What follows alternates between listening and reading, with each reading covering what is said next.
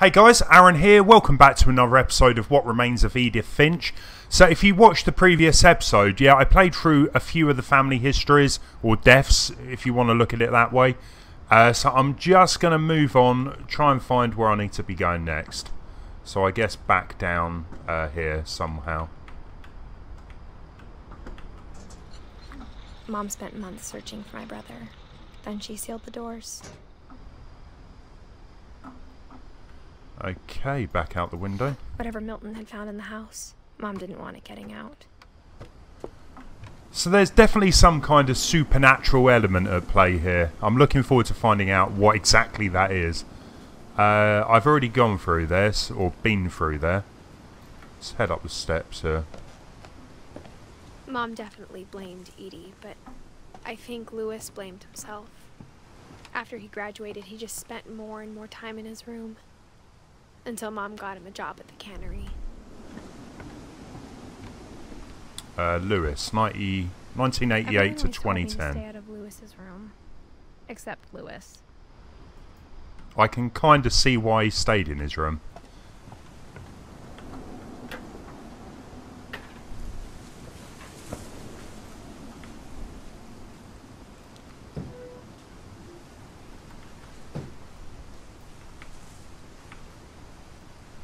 Try that again.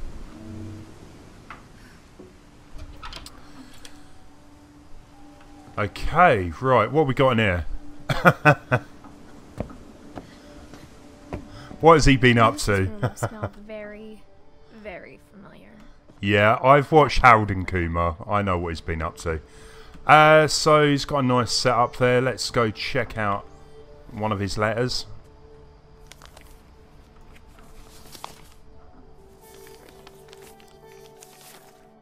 Dear Mrs. Finch, as Lewis's psychiatrist, I can understand your desire for an explanation. As I see it, the trouble began in January, shortly after we convinced your son to seek treatment for substance abuse. Newly sober, I believe Lewis first noticed the monotony of his daily life. Oh wow, okay, so He kept working at the cannery. ended up in the cannery. But he withdrew part of himself. In our sessions, I saw the same behaviour. Okay, I can kind of see this getting repetitive over a short while. His mind began to wander. Okay, so I can actually control Lewis, I guess, or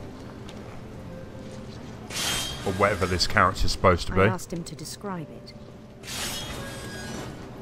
He said he started small. Imagining a labyrinth.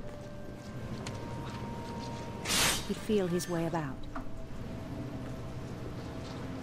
Where do we go? Let's continue down there. Then something moved. Bats. And toads.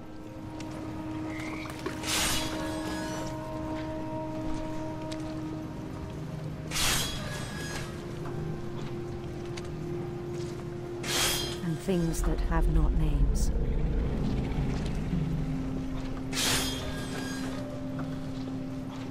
It kind of reminds me a bit of Zelda, so can we move the fish? Oh, there we go, right. I could see how this job gets a bit repetitive.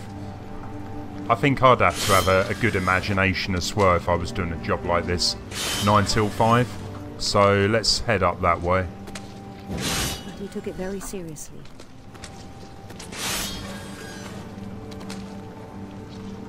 I had hoped he'd find himself. Yeah, trying to multitask here is a little tricky. Right, let's head up. But he found something more. Oh, wow. I worried about him then. Can we go up here? No, let's go up by the words. Daydreaming at the cannery. I wonder what would happen if I just left the fish to build up.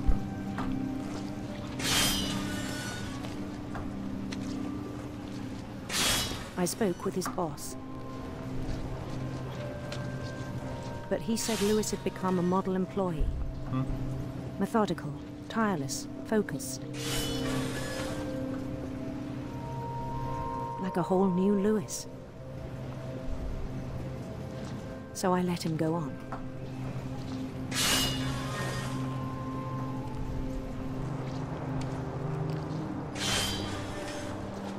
I even encouraged him. It seemed very promising at first.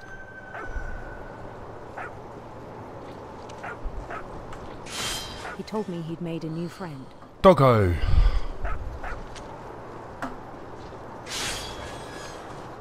On the edge of a city he named Lewis Topia. I really like the way this guy thinks. Then he made musicians.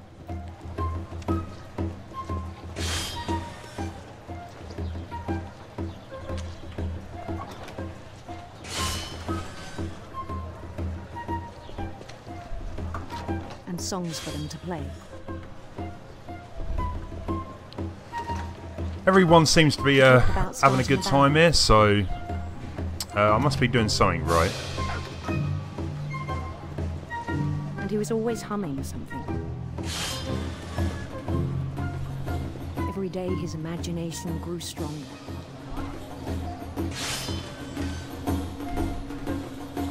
He no longer spoke at the cannery.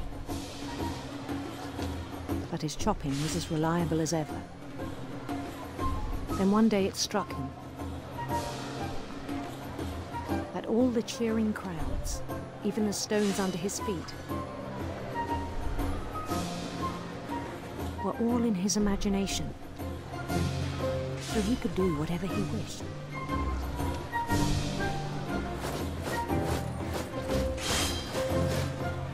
He held an election for mayor. And he won. I can't really blame the guy. I'm already fed up of just chopping the fish's heads off as it is. But his mind was already wandering.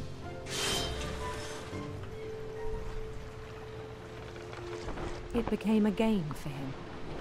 Oh, I feel like I'm in Game of Thrones or something. So can't let those fish keep building up. Then immediately push on. New Louisville.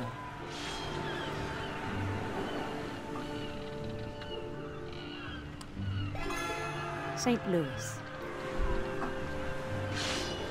He started drifting away from our reality.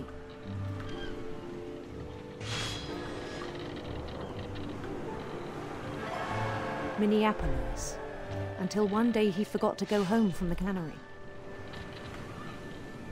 Even as his mother pleaded with him, part of Lewis kept sailing on. Don't bring me back to reality. I was enjoying that.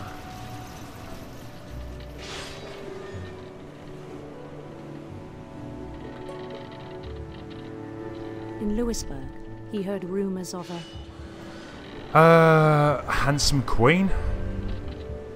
Handsome queen.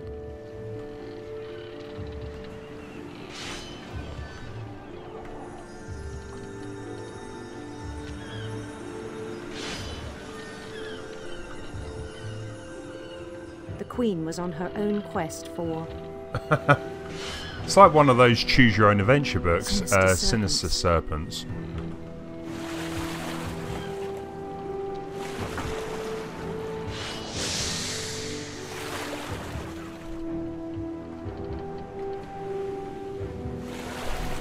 He followed the sound of her...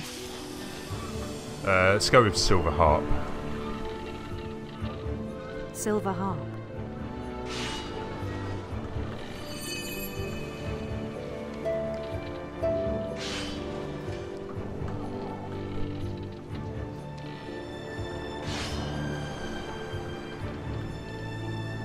His chase led him to a golden palace east of the sun and west of the moon. Even then, his logic remained sound. He knew the world was all in his imagination.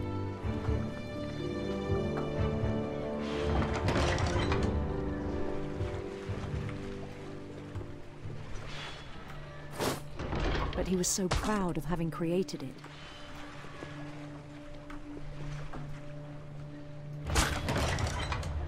In his own eyes, he'd become something greater than a king. A god.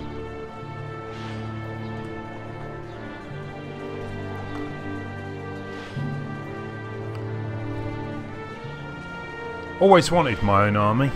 For someone who'd never known Not quite success sure in what the I'd real use them for, but I still. think it was overwhelming.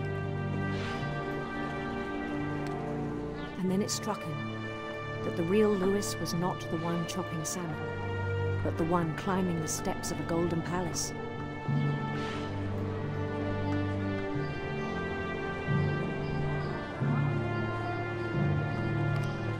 My imagination is as real as my body, he told me. It was hard to argue with him.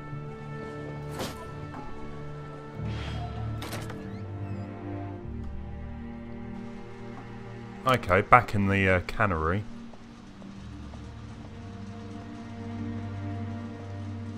He began to forget the world we know.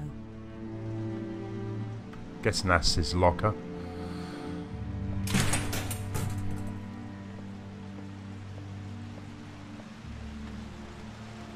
I think it pained him to remember Lewis, the cannery worker.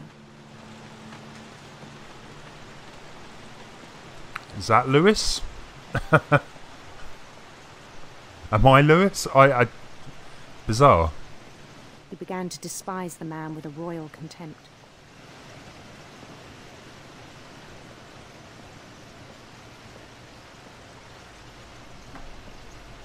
I dread to think what the smell of this place is like. I still thought I could save him.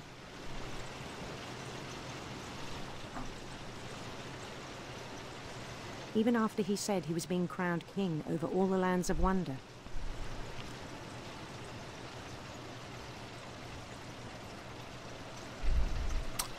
I see where this is going. Oh, okay. I didn't expect that. The palace would be packed with his companions.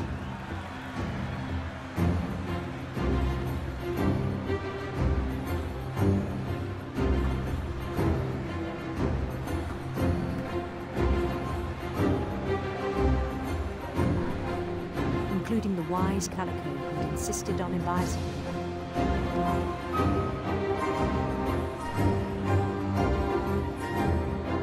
Molly.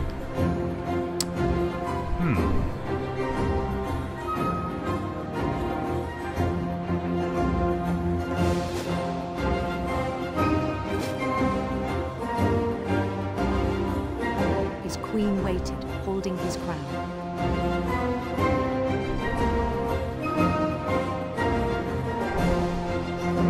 There was only one thing left to do.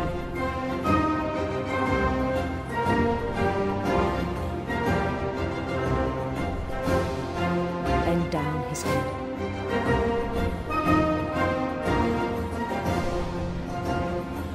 Doesn't look good.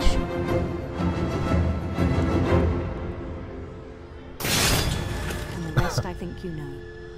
Mrs. Guillotine. Finch, your son was a kind man who will be missed by all of us who knew him. Wow. Deep.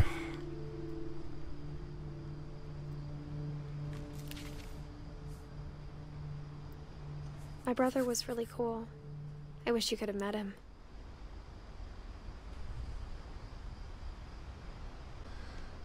Okay, well that was a bit of a bizarre one. Not quite sure if I saw that end coming. But I've played this game for so long now, I probably should have expected it. So I think I'm pretty much done in here. Can I get out the door?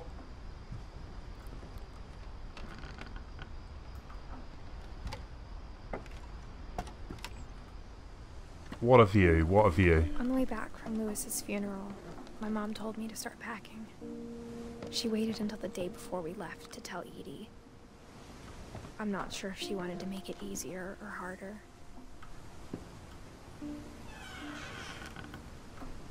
I wish we'd stayed. Okay, so whose room is this?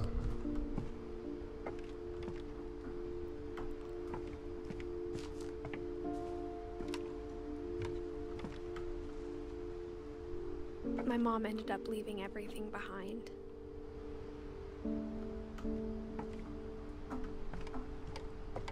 What happened that night had been coming for a long time. Maybe it should have come sooner.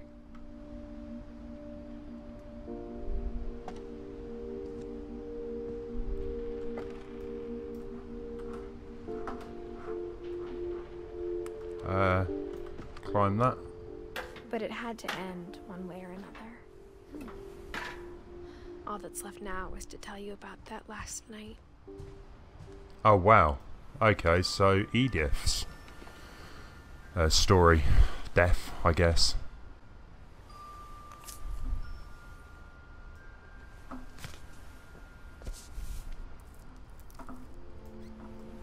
That whole last day, Edie just watched us pack and didn't say a word.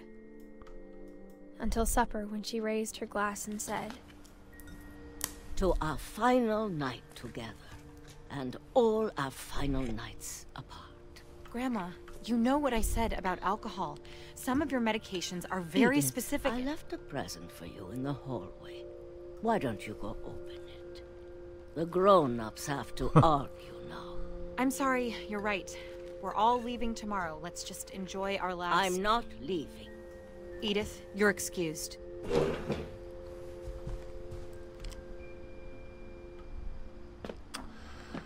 Right, okay. the power had been shut off that morning, but Edie always had plenty of candles.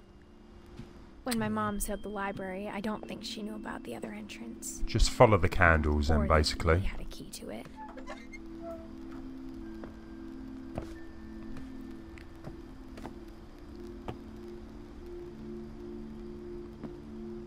That thing you're afraid of isn't going to end when you leave the house. Edith has a right to know these stories. My children are dead because of your stories. I think it's best if Edith and I leave tonight. Okay. We'll have the nursing home send a van for you in the morning. Okay?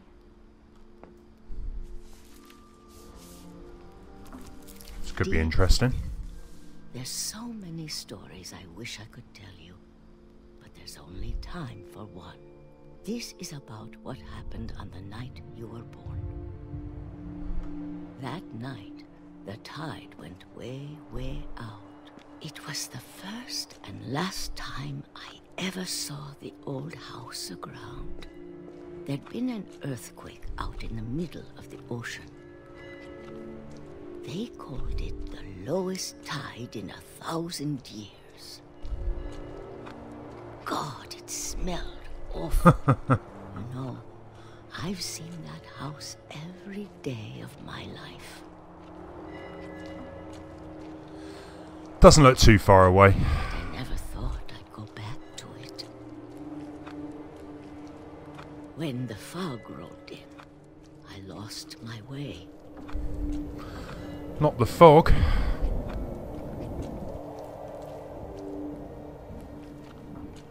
I got turned around.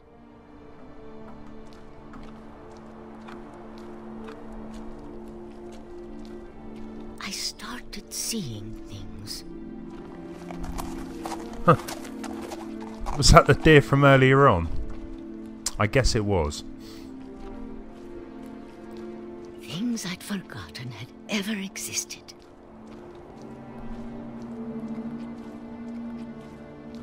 But when I saw them, they felt like old friends. That night, a lot of things came back to me. Or maybe I came back to them.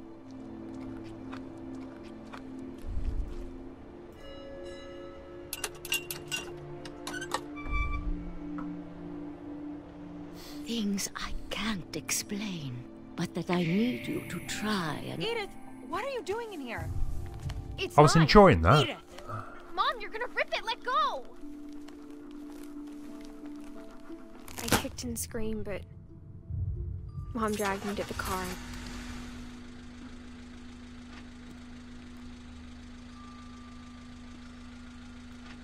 I never saw Great-Grandma Edie again.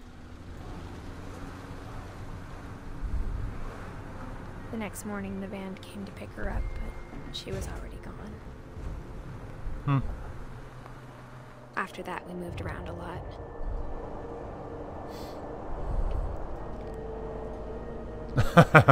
I'm sure we've all tried this at least once in real life. We both tried to make the best of it.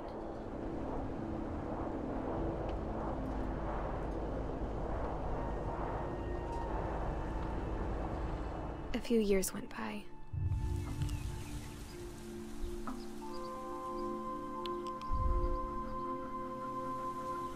My mom didn't like to talk about it, but she started getting sick a lot. The rest happened pretty quickly. Oh man. She got better for a while, and then she didn't. This game is deep. And then I was alone.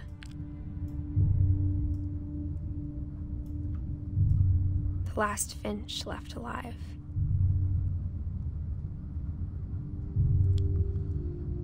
Until I found out about you. I'm still not sure what to tell you about all this.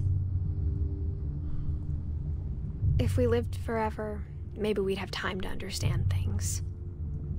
But as it is, I think the best we can do is try to open our eyes.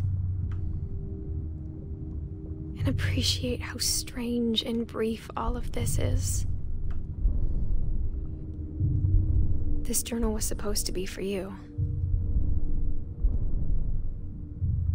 But now I hope you'll never see it. I just want to meet you. And tell you all these stories myself. But I guess if you're reading this now, things didn't work out that way.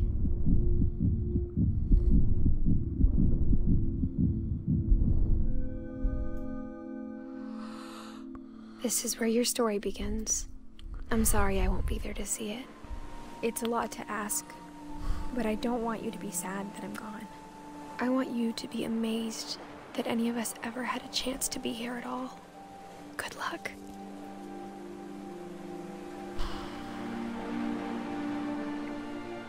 I'm guessing that's her son then. She must have died through childbirth.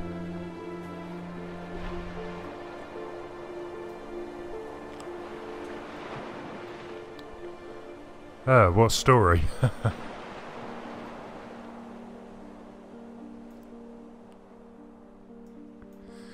So yeah, I'm guessing it did explain throughout the game, you know, how some of these characters did die.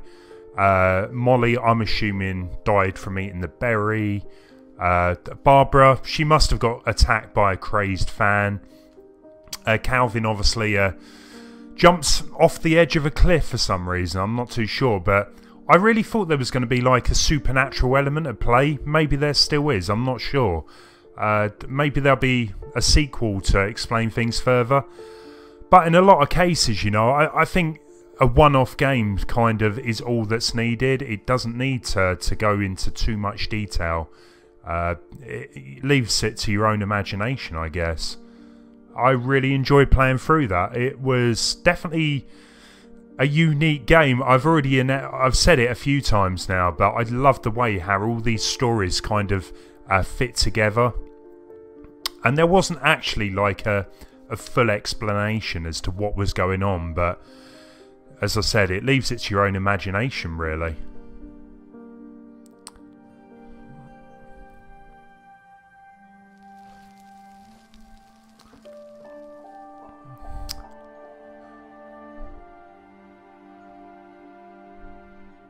So there we go, that was What Remains of Edith Finch. I've said it many times, I love this game, I love the unique stories it had within it.